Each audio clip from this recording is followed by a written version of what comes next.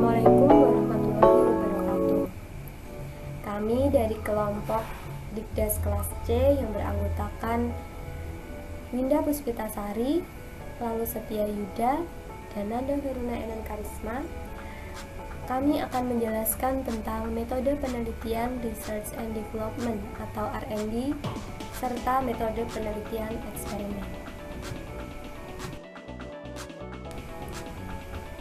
Ada dua hal yang akan kami kaji dalam presentasi ini. Yang pertama terkait dengan Research and Development atau R&D, dan yang kedua adalah metode penelitian eksperimen. Research and Development atau disingkat R&D. Yang pertama adalah pengertian dari R&D. Terdapat beberapa tokoh yang mengemukakan pendapatnya tentang pengertian R&D. Yang pertama, Shields dan Ritchie tahun 1994 yang mendefinisikan R&D sebagai suatu pengkajian sistematik terhadap pendesainan, pengembangan, dan evaluasi program, proses, dan produk pembelajaran yang harus memenuhi kriteria validitas, kepraktisan, dan efektivitas. Yang kedua, Van den Akker dan Plom tahun 1993 mendefinisikan R&D sebagai pengembangan prototipe produk dan sebagai perumusan saran-saran metodologis untuk pendesainan serta evaluasi prototipe produk tersebut. Lalu Sugiono tahun 2014 mendefinisikan R&D sebagai suatu metode penelitian yang digunakan untuk menghasilkan produk tertentu dan menguji keefektifan produk tersebut.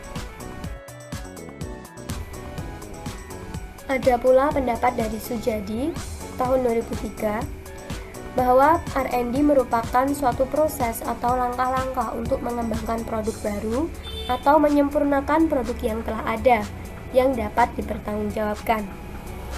Sebelumnya, Borg and Gold tahun 1989 menyatakan bahwa R&D merupakan sebuah proses yang dipakai untuk mengembangkan dan memvalidasi produk pendidikan, serta hasilnya tidak hanya untuk pengembangan sebuah produk yang sudah ada saja, melainkan juga untuk menemukan suatu pengetahuan atau jawaban atas permasalahan praktis.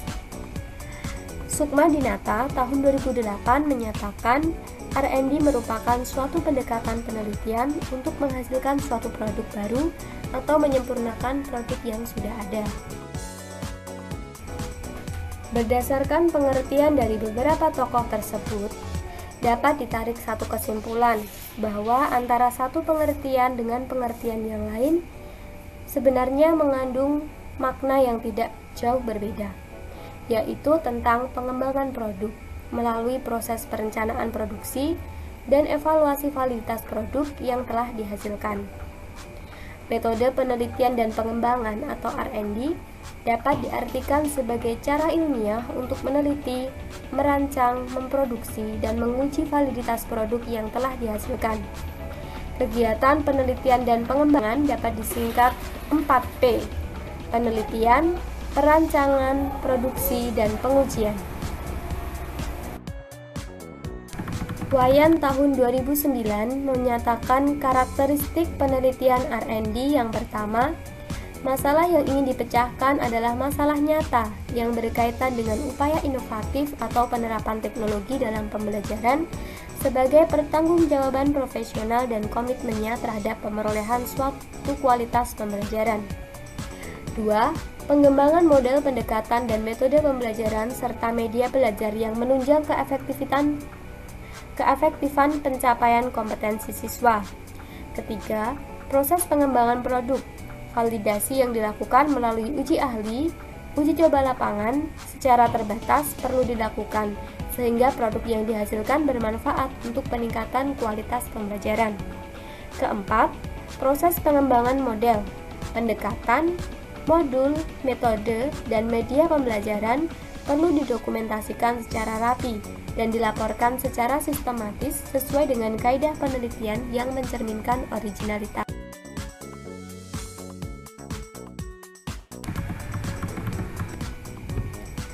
Motif penelitian dan pengembangan menurut Acker tahun 1999. Yang pertama, motif dasarnya bahwa penelitian kebanyakan dilakukan bersifat tradisional, seperti eksperimen, survei, analisis korelasi yang fokusnya pada analisis deskriptif, yang tidak memberikan hasil yang berguna untuk desain dan pengembangan dalam pendidikan. Kedua, keadaan yang sangat kompleks dari banyaknya perubahan kebijakan di dalam dunia pendidikan, sehingga diperlukan pendekatan penelitian yang lebih evolusioner atau interaktif serta siklis. 3. Penelitian bidang pendidikan secara umum kebanyakan mengarah pada reputasi yang ragu-ragu dikarenakan relevansi ketiadaan bukti.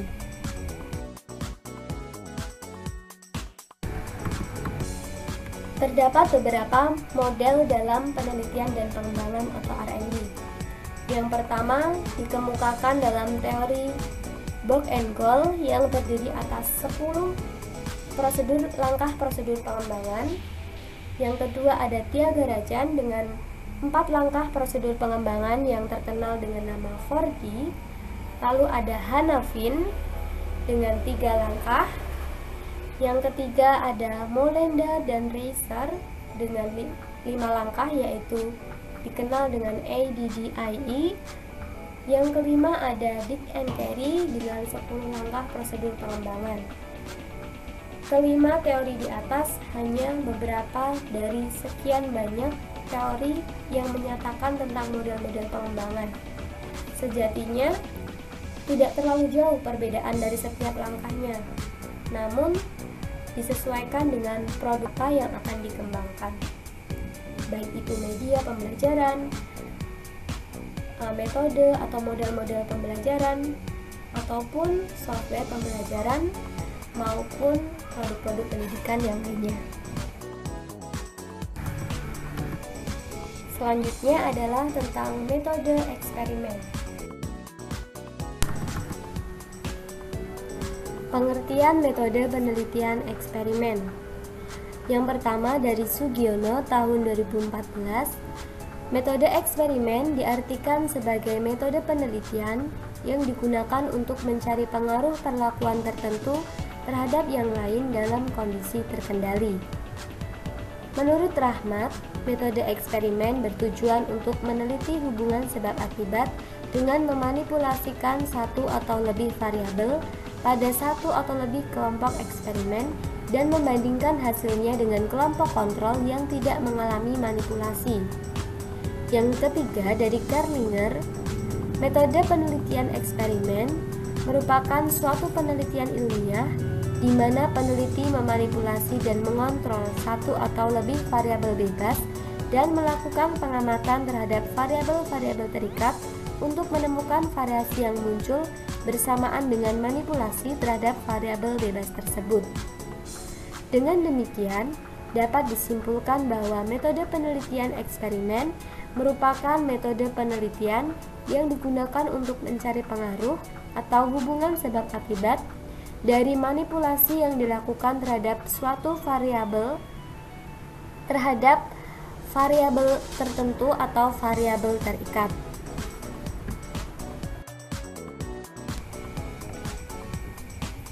Karakteristik metode eksperimen yang pertama yaitu secara khas menggunakan kelompok kontrol sebagai garis batas untuk dibandingkan dengan kelompok eksperimen.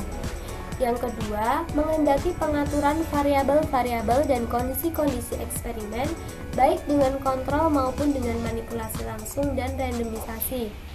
Yang ketiga, memusatkan perhatian pada pengontrolan varian. Yang keempat, validitas internal merupakan suatu syarat yang tidak dapat ditolak untuk rancangan ini dan merupakan tujuan utama metode eksperimen. Pertanyaan yang perlu dijawab adalah, apakah manipulasi eksperimen dalam studi ini benar-benar menimbulkan perbedaan? Kelima, validitas eksternal yang menanyakan persoalan, seberapa jauh penemuan-penemuan penelitian ini hasilnya dapat digeneralisasikan kepada subjek-subjek atau kondisi-kondisi yang sama.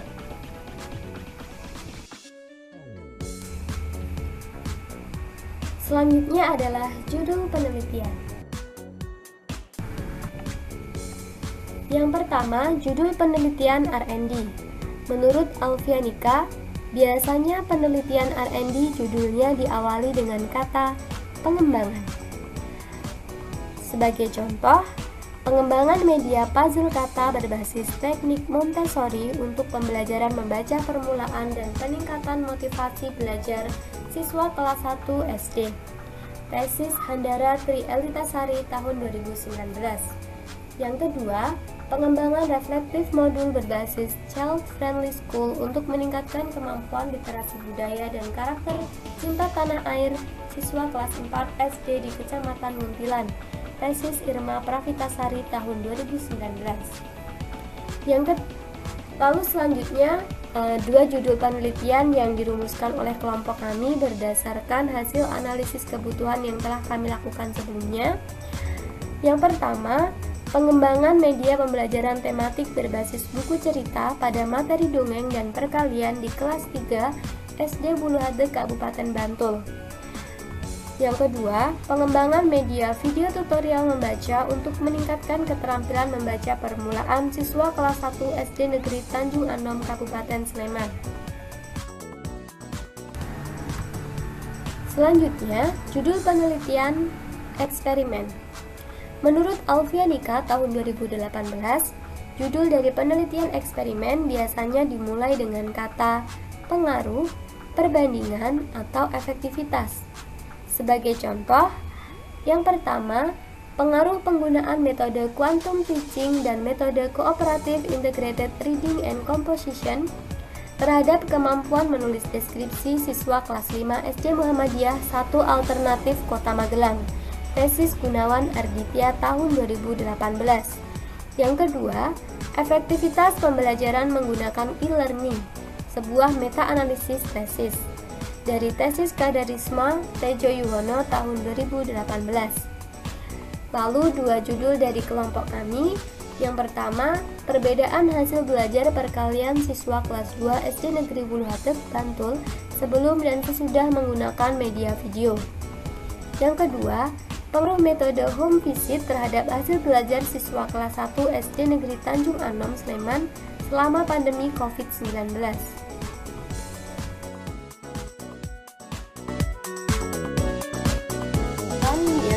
Kami sampaikan. Terima kasih.